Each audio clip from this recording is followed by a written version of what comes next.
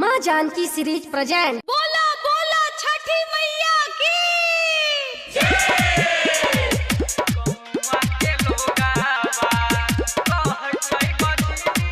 Recording by NS music.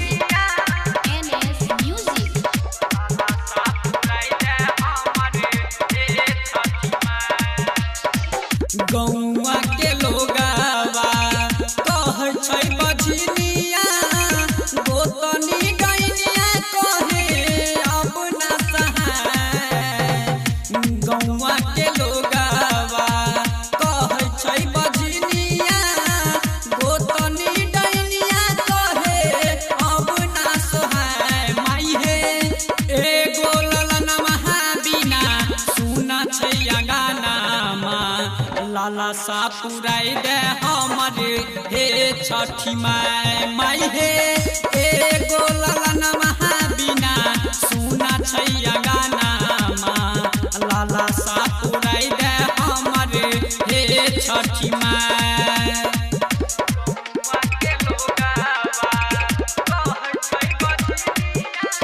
Music director सलहा हाजीपुर वैशाली।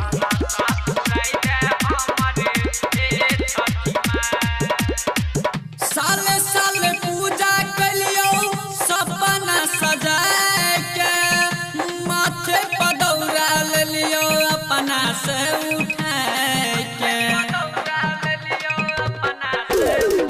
साले साले पूजा कलियो सपना सजाए के माथे पर दौड़ा लियो अपना से उठाए के।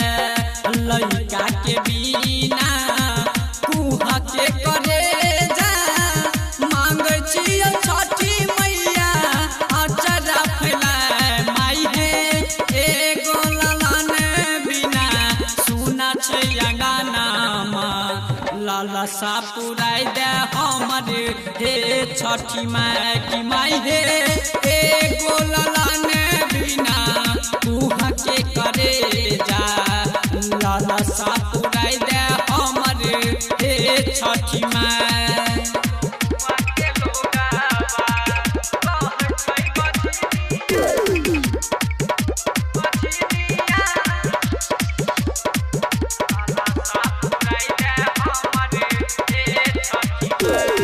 नहीं तो हम मोर जइबै खाई के जहर हे गोदिया में लइका नहीं देबो छठी मैया डर हे।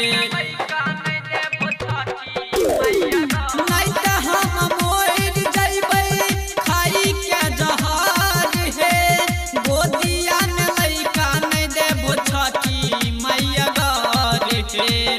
पंकज सोशिल राहुल बिहारी देखो भागिन के ही दुख त बताए। माई हे एगो ललन बिना सुना छैया गाना लाला सा पुराई दे हमरे हे छठी माई की। माई हे एगो